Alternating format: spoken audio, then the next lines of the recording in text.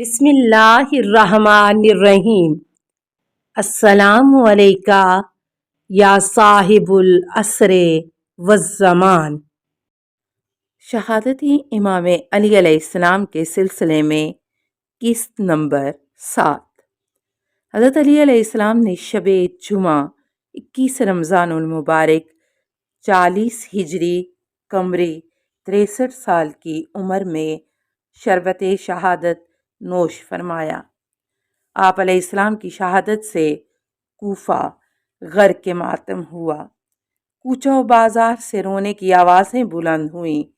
لوگ گروہ در گروہ حضرت علی علیہ السلام کے گھر کی طرف آنے لگے اور بلند بلند گریہ و زاری کرتے تھے، اور اس طرح شہر میں ماتم ہونے لگا جس طرح پیغمبر اکرم صلی اللہ علیہ وآلہ وسلم کی وفات پر صف ماتم بچھ گیا تھا۔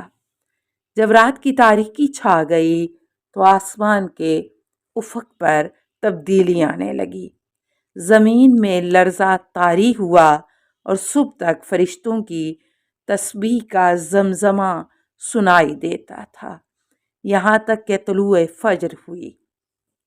بہار جلد 42 صفحہ 293۔ آپ علیہ السلام کا جنازہ کوفے جیسے بڑے شہر میں موجود ہے۔ خارجیوں کے علاوہ شہر کے جتنے بھی لوگ تھے، سب کی خواہش تھی کہ وہ حضرت علی علیہ السلام کے جنازے میں شرکت کریں، اور وہ علی علیہ السلام کے غم میں گریہ و زاری کر رہے تھے۔ 21ویں رمضان کی رات کو امام حسن علیہ السلام، امام حسین علیہ السلام، محمد بن حنفیہ علیہ السلام، جناب ابو الفضل عباس علیہ السلام اور چند مومنین، شاید 6-7 آدمی تھے۔ انہوں نے تاریکی شب میں مولا علیہ السلام کو غسل و کفن دیا۔ امام علی علیہ السلام کی معین کردہ جگہ کوفہ کے نزدیک غریین کے قصبے میں رات کی تاریکی و تنہائی و خاموشی سے آپ علیہ السلام کو آہوں اور سسکیوں اور آنسوؤں کے ساتھ دفن کر دیا گیا۔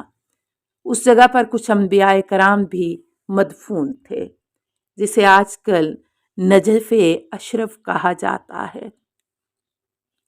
ایک اور روایت میں ملتا ہے تابوت کو حسنین کریمین چند لوگوں کے ساتھ نجف کی مقدس زمین پر اس جگہ تک لے گئے جہاں مولا علیہ السلام نے بتا رکھا تھا۔ وہاں پر لے گئے تو ایک سفید پتھر نمایاں ہوا۔ امام حسن علیہ السلام نے 7 تکبیروں کے ساتھ نماز پڑھی، پھر فرمایا اما انہا لا تکبرو علی احد بعدہ، یعنی جان لو کہ علی علیہ السلام کے جنازے کے بعد کسی بھی شخص کے جنازے پر 7 تکبیریں نہیں کہی جائیں گی۔ اس کے بعد اس جگہ کو کھودا، ایک قبر ظاہر ہوئی اور وہاں پر ایک لوح یعنی تختی ملی جس پر لکھا تھا اس قبر کو پیغمبر نوح علیہ السلام نے حضرت علی علیہ السلام کے لیے تیار کیا تھا۔ حضرت کو صبح کے نزدیک وہاں پر دفن کیا گیا۔ حوادث الایام صفحہ 213۔ جب دوسری صبح ہوئی تب لوگوں کو علم ہوا کہ جناب ابو تراب علیہ السلام کو دفنایا جا چکا ہے، لیکن آپ کی قبر اطہر کے بارے میں کسی کو علم نہ تھا۔ یہاں تک کہ بعض روایات میں ہے کہ حضرت امام حسن علیہ السلام نے ایک جنازہ تشکیل دے کر مدینہ روانہ کر دیا تاکہ خوارج اور دشمنان علی علیہ السلام یہ سمجھیں کہ امام علیہ السلام کو مدینہ میں لے جا کر دفن کر دیا گیا ہے اور وہ قبر علی علیہ السلام کی توہین نہ کریں۔ اس زمانے میں خوارج کا قبضہ تھا۔ حضرت علی علیہ السلام کے فرزندان اور چند خواص کے علاوہ کسی کو خبر نہ تھی کہ مولا کائنات امام علی علیہ السلام کی قبر مطہر کہاں ہے۔ سید ابن طاؤس کہتے ہیں کہ حضرت علی علیہ السلام کی قبر اقدس کے پوشیدہ رکھنے میں بہت سے فوائد تھے کہ جن کی تفاصیل سے ہم آگاہ نہیں ہیں۔ ابن عباس سے مروی ہے کہ ایک دفعہ رسول خدا صلی اللہ علیہ وآلہ وسلم نے حضرت علی علیہ السلام سے فرمایا، اے علی، کوفہ کا شرف تیری قبر کی بدولت سے ہے۔ تو حضرت علی علیہ السلام نے فرمایا، اے اللہ کے رسول صلی اللہ علیہ وآلہ وسلم، کیا میں عراق کے شہر کوفہ میں دفن ہوں گا؟ تو رسول خدا صلی اللہ علیہ وآلہ وسلم نے فرمایا، ہاں، تم اس کی پشت میں دفن ہوگے۔ فرحت الغرا، صفحہ 37-38۔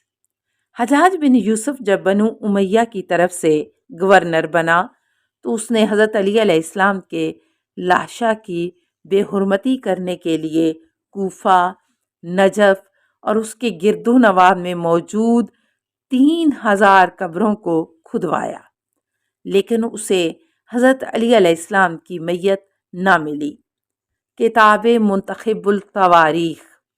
انہی حالات کے پیش نظر حضرت امیر المومنین علی بن ابی طالب علیہ السلام کی قبر اقدس کے بارے میں ائمہ اطہار علیہ السلام اور خاص شیعوں کے علاوہ کوئی بھی نہیں جانتا تھا۔ یہ راز 100 سال تک مخفی رہا۔ بنی امیہ چلے گئے اور بنی عباس آ گئے۔ اب یہ خطرہ ٹل گیا۔ امام جعفر صادق علیہ السلام نے سب سے پہلے امام علی علیہ السلام کی قبر مبارک کی نشاندہی کی اور اعلانیہ طور پر لوگوں کو بتایا کہ ہمارے جد امجد امیر المومنین علیہ السلام یہاں پر دفن ہیں۔ زیارت عاشورہ کا راوی صفوان کہتا ہے کہ میں حضرت امام جعفر علیہ السلام کے ساتھ ان کی خدمت اقدس میں کوفہ میں تھا۔ آپ ہمیں قبر علی علیہ السلام کے سرہانے لے آئے اور اشارہ کر کے فرمایا، یہ ہے دادا علی علیہ السلام کی قبر اطہر۔ آپ نے ہمیں حکم دیا کہ ہم امام علی علیہ السلام کی قبر پر سائے کا اہتمام کریں۔ بس اسی روز سے والی نجف کی آخری آرام گاہ مشہور ہوئی۔ کتنے بڑے دکھ کی بات ہے کہ علی علیہ السلام کے دشمن اس قدر کینہ پرور اور کمینہ صفت لوگ تھے کہ 1 صدی تک آپ علیہ السلام کی قبر غیر محفوظ تھی۔ اب کچھ ذکر قاتل امام علی علیہ السلام کے انجام کا کرتے ہیں۔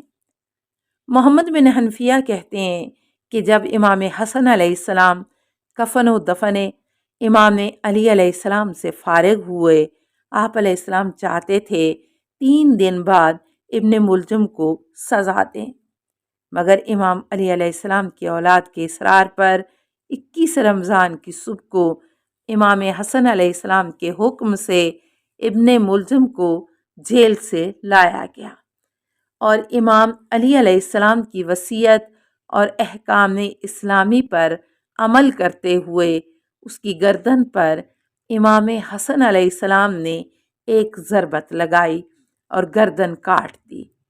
ایک قول کے مطابق ہیثم اسود نخعی کی بیٹی نے ابن ملجم کے جنازے کو تحویل میں لیا اور اس کو آگ لگا دی، اور ایک قول کے مطابق لوگ اس کے مرنے کے بعد اس کی میت کو کوفہ سے باہر لے گئے اور آگ لگا دی۔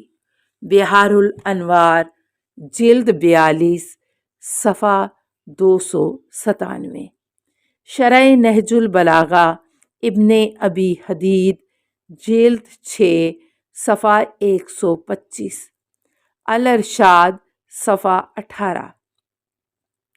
اسلعین کی قبر کا ذکر و حشر اس کے تعارف والی پوسٹ میں دیا جا چکا ہے، اور جب شام میں معاویہ نے امام علی علیہ السلام کی شہادت کی خبر سنی تو پہلے خوش و خرم ہوا اور بعد میں سجدہ شکر کیا اور یہ شعر پڑھے: علی نے اپنی جان دے دی اور اس کے بعد علی کے لیے لوٹنا ممکن نہیں، اور میں یہ خبر سن کر بہت زیادہ خوش و خرم ہوں، جس طرح کسی کے گھر والے سفر سے لوٹتے ہیں، اس طرح علی کی موت نے میری آنکھوں کو روشنی دی ہے۔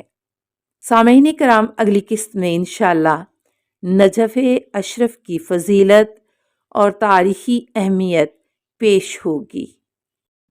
السلام علیکہ یا امیر المومنین، السلام علیکہ یا سید الوصیین، السلام علیکہ یا وصی رسول رب العالمین، السلام علیکہ یا ابا الائمۃ و معدن الرسالۃ، السلام علیکم ورحمۃ اللہ وبرکاتہ۔ اللہم صلی علی محمد و آل محمد۔